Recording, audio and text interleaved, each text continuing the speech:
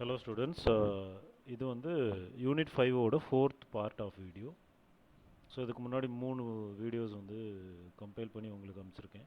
Please refer to that video and understand the concepts of thin cylinders. So இப்போ நம்ம பார்க்க போகிறது பார்த்தீங்கன்னா thin spheres, thin spherical shells. இந்த கான்செப்ட் வந்து ரொம்ப சின்னது, ஸ்பியரோட கான்செப்ட் வந்து ரொம்ப சின்னது compared to the cylinders. So சிலிண்டரை பொறுத்த வரைக்கும் we had two different stresses, circumferential and longitudinal stress.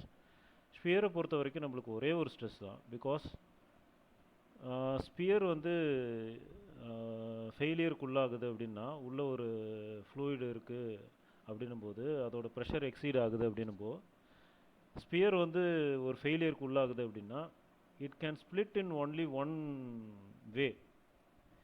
அது வந்து எக்ஸ்எக்ஸ் ஆக்சஸில் ஸ்ப்ளிட் ஆனாலும் சரி, ஒய்ஒய் ஆக்சஸில் ஸ்ப்ளிட் ஆனாலும் சரி, எப்படி ஸ்ப்ளிட் ஆனுமே ரெண்டு ஹெமிஸ்பியரை க்ரியேட் பண்ண போகுது, அவ்வளோதான். ஸோ ஒரு ஸ்பியரோட பாதி தான் வந்து it is called as hemisphere இல்லையா. ஸோ இந்த கேஸை பொறுத்த வரைக்கும் it has got split in X X axis. இப்போ இதே வந்து ஒய்ஒய் ஆக்சஸில் ஸ்ப்ளிட் ஆச்சுன்னு வச்சுக்கோங்களேன், அப்பயுமே நம்மளுக்கு வந்து ரெண்டு ஹெமிஸ்பியர் தான் க்ரியேட் பண்ணும். I hope you people understand. எல்லாருமே வந்து சின்ன வயசில் கிரிக்கெட் விளாண்டுருப்போம், ரப்பர் பால் யூஸ் பண்ணி விளாண்டுருப்போம். ஸோ சர்டன் ஸ்டேஜில் அந்த பால் வந்து டேமேஜ் ஆகி பாதியாக பிளவு விட்டுரும் இல்லைங்களா. ஸோ அப்படி இருக்கும்போது you would have experience like அது டூ டிஃப்ரெண்ட் ஹெமிஸ்பியர் தான் க்ரியேட் பண்ணும் பாதியாக இல்லைங்களா. அது எப்படி எந்த டைரக்ஷனில் எந்த ஆக்சிஸில் பிளவு விட்டாலுமே ரெண்டு டிஃப்ரெண்ட் ஹெமிஸ்பியர் தான் க்ரியேட் பண்ணும். ஸோ அப்படி இருக்க கேஸில் we don't have any longitudinal stress. ஏன்னா இந்த ஸ்பியரை பொறுத்த வரைக்கும் லென்த்துன்றது ஒன்று கிடையாது, சிலிண்டருக்கு மட்டும்தான் லென்த்து. அதாவது சிலிண்டருக்கு மட்டும்தான் நம்மளுக்கு டயமீட்டரும் இருந்தது, அதே மாதிரி லென்த்தும் இருந்தது. ஆனால் ஹெமிஸ்பியரை பொறுத்த வரைக்கும், அதாவது ஸ்பியரை பொறுத்த வரைக்கும் we have only diameter, we don't have any length. So லென்த்துன்ற கான்செப்டே கிடையாது. அப்படின்றதுனால we experience only circumferential stress. சரிங்களா. ஸோ இந்த கேஸை பொறுத்த வரைக்கும் the force which has the tendency to split this shell அப்படின்றது பார்த்தீங்கன்னா ஃபுல்லாக இருக்க ஃப்ளூயிட் ப்ரெஷர் இன்ட்டு அதை ஆக்ட் ஆகக்கூடிய ஏரியா பார்த்தீங்கன்னா இந்த சர்க்குலர் ஏரியா தான். நான் ஷேட் பண்ணக்கூடிய ஏரியா தான் இந்த ப்ரெஷர் ஆக்ட் ஆகக்கூடிய ஏரியா, அந்த டாப் அண்ட் பாட்டம் சைடில். ஸோ அது சிம்பிளாக நம்ம எப்படி கால்குலேட் பண்ணலாம், π/4d². ஒரு சர்க்கிளோட ஏரியா என்ன, π/4d². ஓகேங்களா. ஸோ அந்த pressure into π/4d² will give you the force exerted to split the shell into two halves. So இதை ரெசிஸ்ட் பண்ணக்கூடிய ஃபோர்ஸ் ஒன்று க்ரியேட் ஆகுது பார்த்தீங்களா, அதுதான் வந்து இந்த போர்ஷனில் க்ரியேட் ஆகக்கூடிய ஃபோர்ஸ். எது, இந்த thickness of the sphere. So thickness of the sphere இருக்குது இல்லைங்களா, இந்த வால் திக்னஸ். ஸோ அந்த இடத்துல தான் நம்மளுக்கு வந்து ரெசிஸ்டிங் ஃபோர்ஸ் க்ரியேட் ஆகும். மேலே பார்த்தீங்கன்னா இந்த ஆரோ மார்க் கொடுத்துருப்பாங்க, அங்கே க்ரியேட் ஆகக்கூடியது தான் உங்களுக்கு அந்த சர்க்கம்ஃபரன்ஷியல் ஸ்ட்ரெஸ் σ1. அது ஆக்ட் ஆகக்கூடிய அந்த ஏரியா தான் இந்த இடத்துல கொடுத்துருக்கோம். சரிங்களா. ஸோ அந்த ஏரியாவை எப்படிங்க நான் கால்குலேட் பண்ணுவோம், தின் சிலிண்டர்ஸ்லேயே உங்களுக்கு நான் சொல்லிட்டேன். Simply the circumference of the sphere is πd. அதோட அந்த திக்னஸையும் மல்டிப்ளை பண்ணிட்டீங்கன்னா தான் அந்த ஏரியா, அந்த திக்னஸ் ஏரியா வந்து நம்மளுக்கு கிடைக்கும். So π/4 πd into t. சரிங்களா. now calculating the stress, that is the circumferential stress that is exerted on the wall of this spherical hemisphere is simply your force divided by area. so force இப்போ தான் calculate பண்ணி வச்சுருந்தோம், the pressure into π/4d² divided by πdt. இதை solve பண்ணிங்க அப்படின்னா ultimately you will get an expression to be pd/4t. so we have only one formula for sphere, circumferential stress மட்டும்தான். there is no σ2. σ2ன்றது கிடையாது, ஓகேங்களா. because we don't have any length in the sphere, we don't have to speak about the longitudinal stress. I hope you people understood. so these are all some of the representation like. so எந்த விதமாக even the sphere x axisல பிளவிட்டாலும் சரி, y axisல split ஆனாலும் சரி, it is going to create hemisphere. So இந்த picture உங்களுக்கு கிளியராக சொல்லும். So இது பார்த்தீங்கன்னா y axis. ஸோ ஒய் ஆக்சஸில் ஸ்ப்ளிட் ஆகுது அப்படின்னா இந்த மாதிரி ஸ்ப்ளிட் ஆகும். ஸோ எக்ஸ் ஆக்சஸ்னால் இந்த மாதிரி. Can you able to find out any difference between both things? ஒன்றும் கிடையாது. ஜஸ்ட் த ஓரியன்டேஷன் மட்டும் தான் டிஃப்ரென்ஸே தவிர ரெண்டு கேஸ்லையுமே it is going to give you only 2 hemispheres. ரைட்டுங்களா? Right. You will straight away jump into the problems. நான் தான் சொன்னேன்ல, very simple concept, very simple formulas. We need not confuse much on this topic. So a vessel in the shape of a spherical shell, 1.2 meters internal diameter and 12 mm shell thickness, is subjected to a pressure of 1.6 Newton per mm square. Determine the stress induced in the material of the vessel. So simple என்ன சொல்றாங்க, sigma 1 கண்டுபிடிக்க சொல்றாங்க. கொஸ்டினில் கொடுத்துருக்க details எல்லாம் note பண்ணிப்போம். Diameter கொடுத்துருக்கு, thickness கொடுத்துருக்கு, ப்ரெஷர் கொடுத்துருக்கு. சிம்பிளாக substitute in this sigma 1 formula PD by 40. You will get the value of 40 Newton per mm square. Very simple, very simple. Now the next problem, if you look at it, a spherical vessel 1.5 mm diameter is subject to internal pressure of 2 Newton per mm square. Find the thickness. They are asking us to find out the T of the plate required to maximum stress of not to exceed 150 Newton per millimeter square, and the joint efficiency is 75%. So spherical shell பொறுத்த வரைக்கும் you can join only in circumferential way. circumferential தான் join பண்ண முடியும் spherical shell.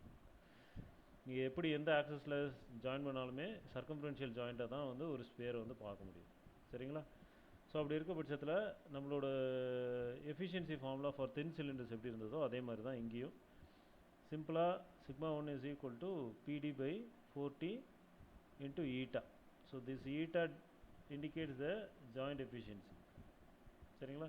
So அந்த ஃபார்முலாவில் substitute பண்ணி thickness வந்து ஈஸியாக கால்குலேட் பண்ணிடலாம். D கொடுத்துருக்கு, ப்ரெஷர் கொடுத்துருக்கு, sigma 1 is given in the question and eta is given in the question. So அது பேஸ் பண்ணி சப்ஸ்டியூட் பண்ணும்போது thickness we get it as 6.67 mm. சரிங்களா? So very simple questions. Now coming to the effect of internal pressure on dimension of the thin sphere. Effect of internal pressure on dimension of thin sphere. So in the case பொறுத்த வரைக்கும் strain in any one direction is given by E.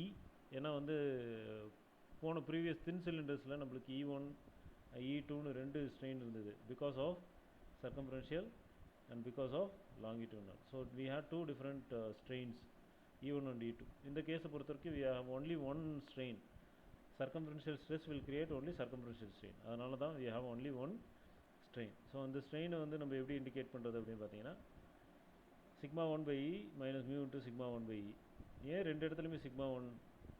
If you had seen that video, you would have understood why we are using sigma 1 in both the cases. Because ஒரு sphere இருக்குது அப்படின்னா இப்போ இதோட டயமெட்ரிக்கலாக இப்போ நம்ம இந்த ஸ்பியர் வந்து expand ஆகுது அப்படின்னா ஆப்வியஸ்லி அதுக்கு மியூச்சுவலி பர்பெண்டிகுலராக இந்த டயமீட்டரும் வந்து இன்க்ரீஸ் ஆகும்.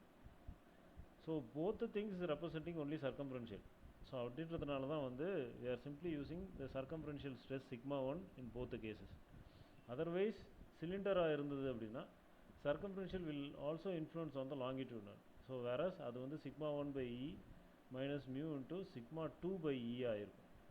ஸோ இந்த கேஸில் ரெண்டு கேஸுமே வந்து sigma 1 தான், because it is a sphere, it is not having any length அப்படின்றதுனால we don't have any sigma 2. So ரெண்டுமே sigma 1. ஓகேங்களா? ஸோ இதை பேஸ் பண்ணி உங்களுக்கு அல்டிமேட்டாக you will get a formula PD by 40E into 1 minus mu.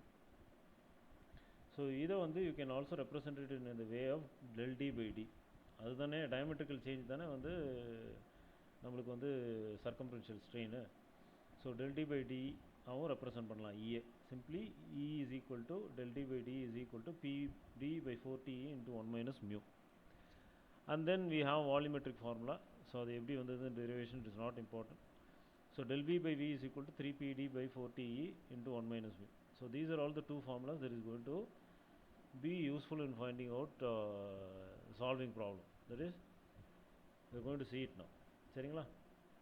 A spherical shell of internal diameter 0.9 and thickness 10 mm is subjected to an internal pressure of 1.4 Newton per mm square. Determine the increase in diameter and increase in volume.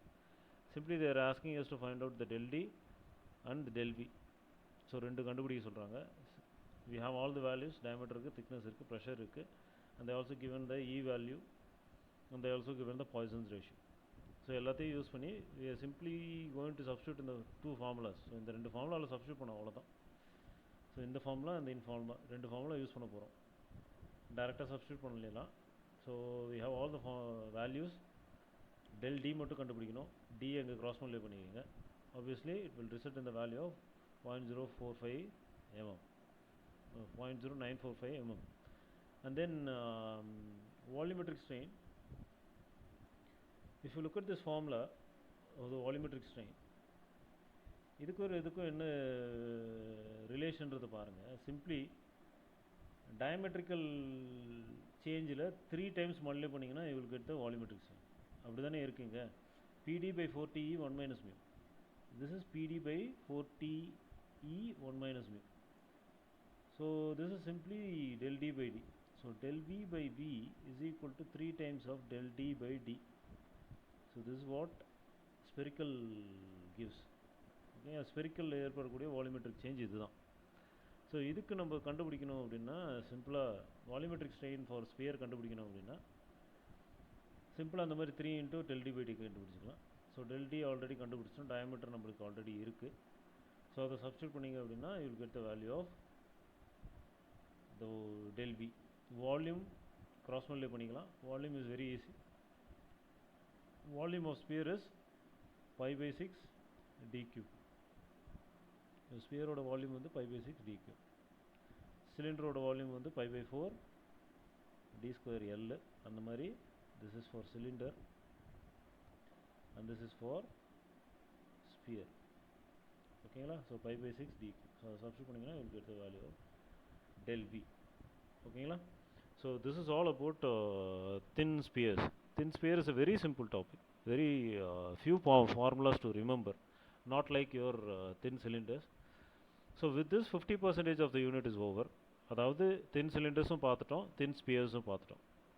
So from this you will get one question, and then thick spheres and thick cylinders you will get one question. இப்படி தான் வந்து எக்ஸாமுக்கு questions expect பண்ணலாம். சரிங்களா? So thin cylinders and thin spheres one questions. Mostly thin cylinders தான் கேட்பாங்க, because thin spheres doesn't have that much concept or that much big problems to get it in exam. So அதனால் thin cylinders and thin spheres thin cylinders தான் maximum questions வரும். அதுவும் maximum அந்த volumetric change கண்டுபிடிக்கிற அந்த questions தான் வந்து expect பண்ணலாம்.